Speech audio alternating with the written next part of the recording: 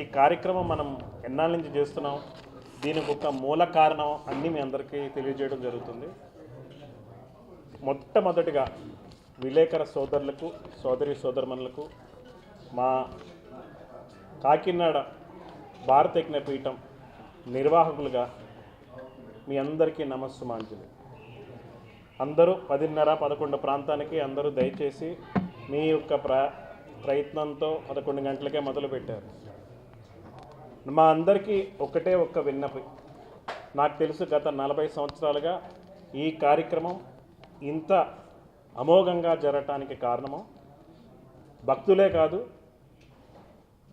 మీలాంటి మీడియా మిత్రులు కూడా చాలా ప్రోత్సహించి ఈ కార్యక్రమానికి ఉన్న విశిష్టత ప్రతి ఒక్కరూ మీ ఛానల్స్ ద్వారా, మీ న్యూస్ ప్రింట్ ద్వారా తెలియటం జరిగింది.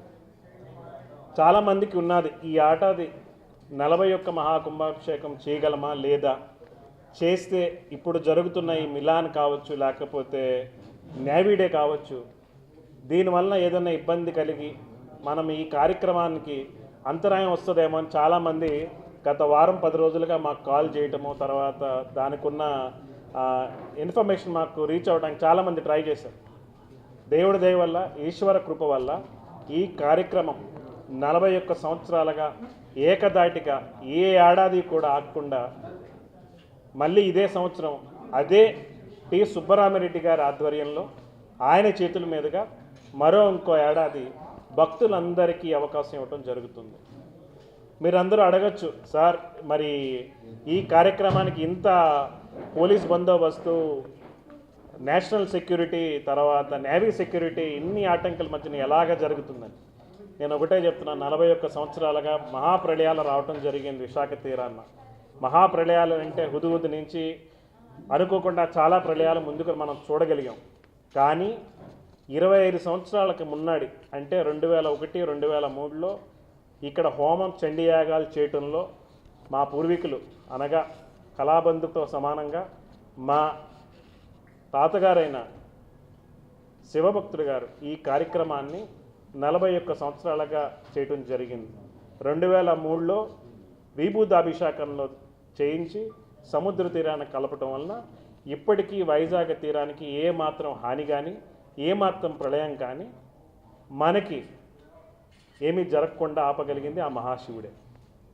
ఈ కార్యక్రమాన్ని మీరు దృష్టిలో పెట్టుకునేట్టయితే 41 ఏళ్లుగా మన విశాఖ ప్రజలే కాకుండా అనేక జనాలు విదేశాల నుంచి, పరాయి ఊరుల నుంచి ఎంతోమంది మాకు అందరికీ ఫోన్లు చేసి, సార్ 15వ తారీఖున మేము వస్తున్నాం, మాకు కొంచెం ఏర్పాట్లు కొంచెం సహకరించండి, మేమే ముందుకొచ్చి మీ అందరికీ మేము వాలంటీర్స్గా ఉంటామని ఎన్నో విదేశాల నుంచి కూడా కాల్స్ వస్తాయి.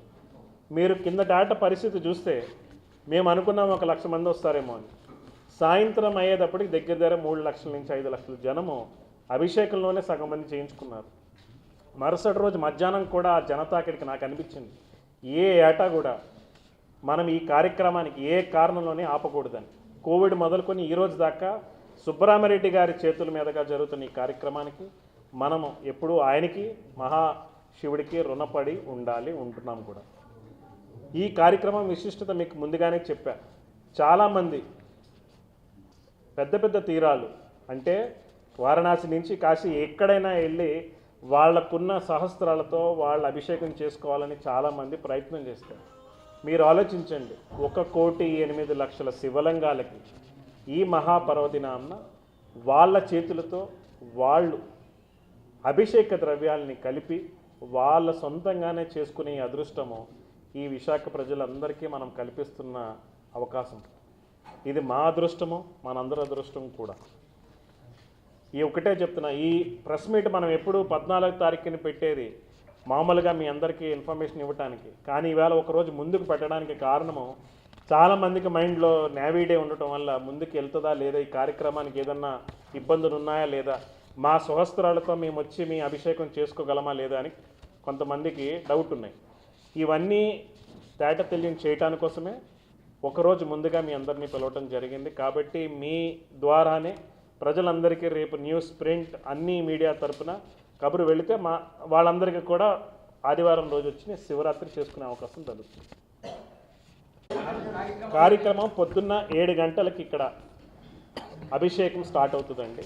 విశాఖ తీరాన్న 1,08,00,000 శివలింగాలకి అభిషేకం మొదలుకొని మధ్యాహ్నం 12 గంటలకి కళ్యాణ మహోత్సవం జరుగుతున్నాము.